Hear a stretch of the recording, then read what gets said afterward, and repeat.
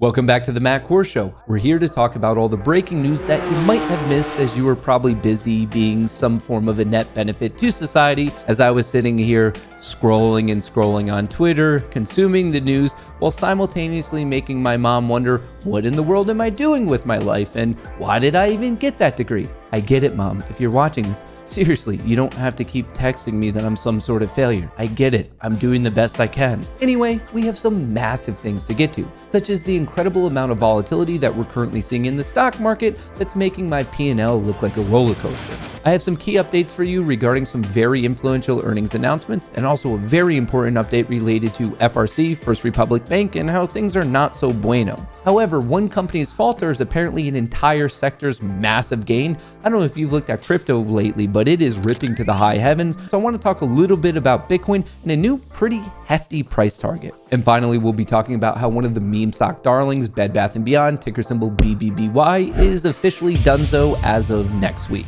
So with all that being said, buckle up, smash the like button, don't forget to subscribe, and let's ride.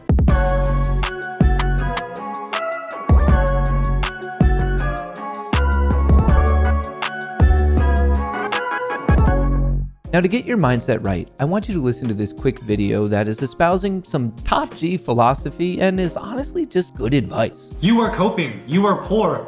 But Gavin, rich people have depression too. You could have depression. No, they don't. I only hang out with rich people. We're all very happy. I wake up, I eat caviar, I walk around in Versace robes, and I go in the sun and do whatever I want. Don't listen to the people that are coping and tell you that money doesn't matter. I'm trying to motivate you. They're trying to get you down to their level. Don't listen to them. If I want to go to Peru tomorrow and live in the mountains and have a Peruvian wife and grow soybeans, I can do that. If I want to go to Miami and pop bottles at the club, I can do that. I have the freedom to do whatever I want. Poor people don't.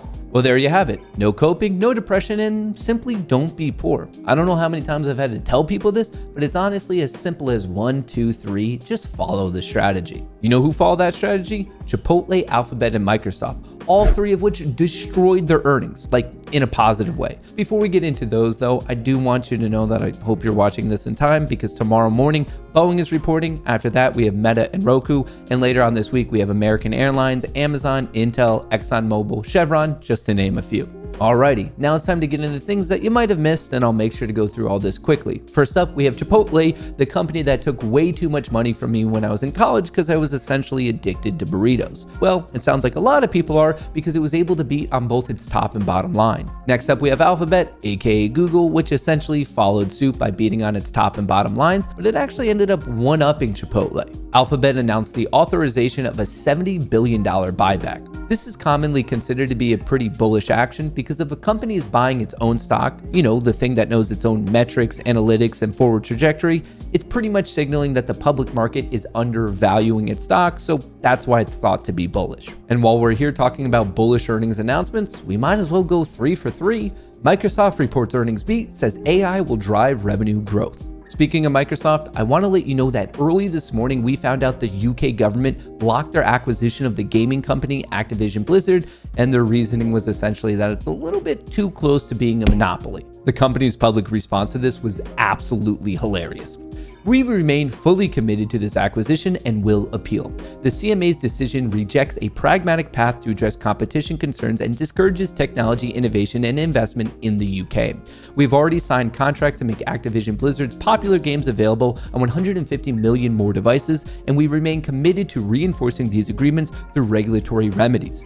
We're especially disappointed that after lengthy deliberations, this decision appears to reflect a flawed understanding of this market and the way the relevant cloud technology actually works.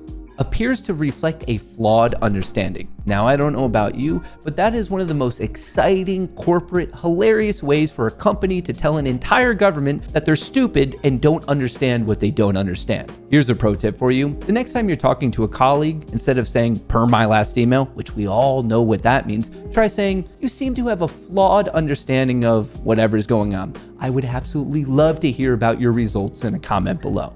You know who really has a flawed understanding of what's going on? Apparently, the people running First Republic Bank. Check out this headline. Bankers pitch to save First Republic. Help us now or pay more later when it fails. What a cool way to say we're in a bad situation and we don't really care because you need to fix it now or you're going to fix it later and it's going to cost even more. What a savage headline.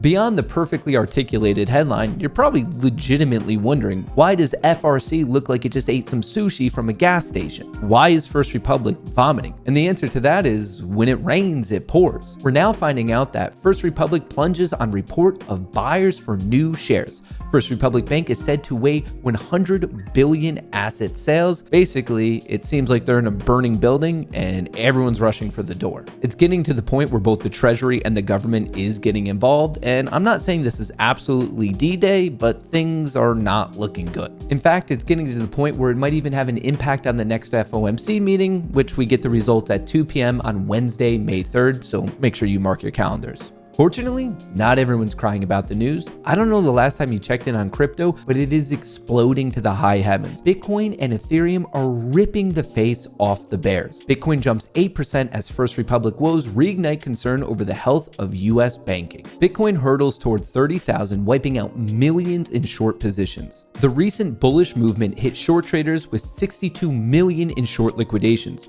Binance and OKX experienced most of the volume with over 17 million on each. Now, it's extraordinarily difficult to predict if there'll be some sort of crypto squeeze, but it does bring up the fair question of where is Bitcoin going in the short to medium term? Obviously, your guess is as good as mine, so we might as well look at what the fancy schmancy analysts are saying about it. And as of now, Standard Chartered Bank has a new price target of $100K. The climb to $100,000 could be driven by a number of factors, including the recent banking sector crisis that helped to reestablish Bitcoin's use as a decentralized, scarce digital asset.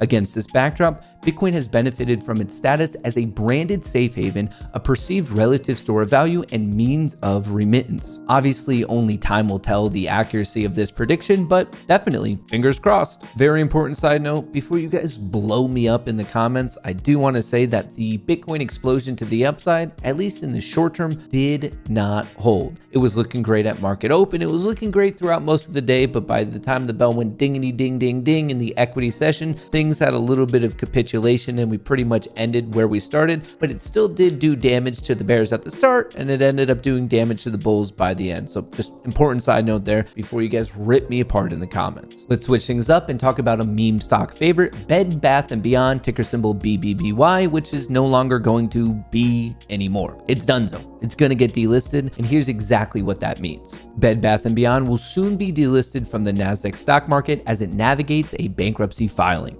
Trading in the company's common stock will be suspended at the opening of business on May 3rd, so obviously, if you have it, mark your calendar. For those of you who own stock, or maybe you're involved in options, or maybe you're just curious of what this actually means, here's some information from FINRA itself. When a company files for bankruptcy protection, chances are its shares will lose most, if not all, of their value, and the company will be delisted from its exchange. That's bad news for shareholders. Shareholders will still continue to own the stock once it's delisted. However, trading those stocks will be harder. Some bankrupt companies' stock continue to trade in the over-the-counter markets, also known as OTC. They typically have the letter Q at the end of their stock symbol to note the bankruptcy. Owning shares of a bankrupt company can be risky business, and investors should not operate under the assumption that the old stock will regain value if the company emerges from bankruptcy.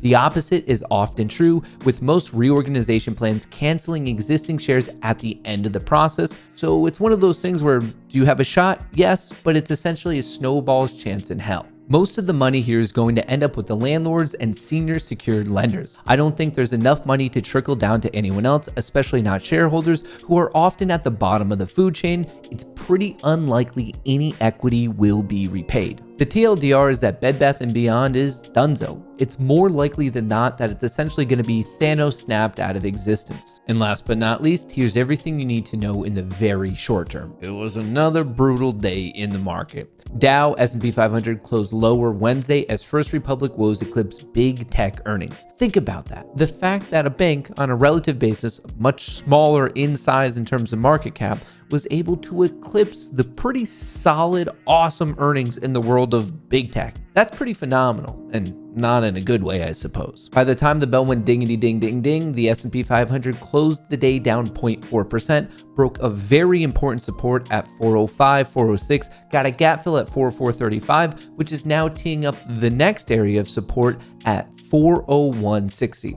If things do revert in the short term, I will be looking for resistance to now form around 406. With respect to macroeconomic events, tomorrow, Thursday, April 27th at 8:30 a.m. ET, we will get the next GDP report, and for pretty obvious reasons, this could clearly have a volatile impact on the market. From a quantitative perspective, tomorrow does actually favor the bulls. If you look at this particular day over the past 25 years, the bulls have won 60% of the time with a profit factor of 1.44, which basically means for every dollar spent, $1.44 has been returned, as in it's profitable to be a bull on this individual day, at least historically speaking. Obviously, this is no guarantee that tomorrow will be green. It's going to be more so dependent on how Meta does in their earnings announcement. Same with Roku, American, and Caterpillar. Obviously, be paying attention to those, but I just want to let you know a little bit more about the seasonal bias for tomorrow, especially if you're a degenerate short-term day trader. I appreciate you spending even a second of your day with me. If you made it to this point in the video, you're an absolute legend in my book. Thank you.